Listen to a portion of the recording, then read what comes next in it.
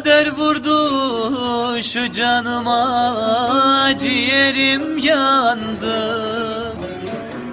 Gülüşünle güneş söndü, günüm karardı. Doyamadan çekip gittin, hatıran kaldı. Gülüşünle yer gök deniz, dağlar ağladı. Doyamadan çekip gittin, hatıran kaldı. Gülüşünle güneş söndü, günüm karardı. Canın olayım gülüm, kahrına alayım.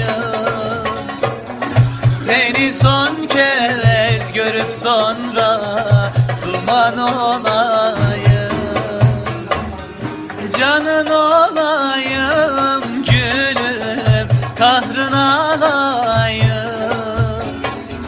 Seni son kez görüp sonra yalan olayım. Vakit gece yarısı. Yine seni düşünüyorum. Islak gözlerim camda, gelir diye bekliyorum. Hani bir türkümüz vardı, işte onu söylüyorum.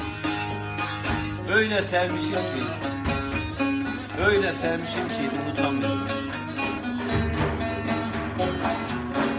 Unutamıyorum.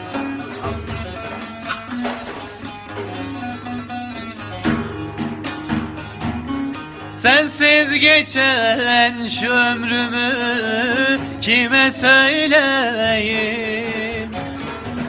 Ölümden ağır bu derdi kime söyleyeyim?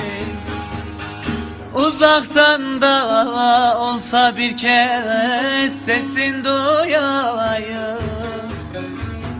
Olan oldu, giden gitti, gel de sarardı. Uzaktan da olsa bir kez sesin duyayım. Olan oldu, giden gitti, gel de sarardı. Canın olayım gülüm, kahrına alayım.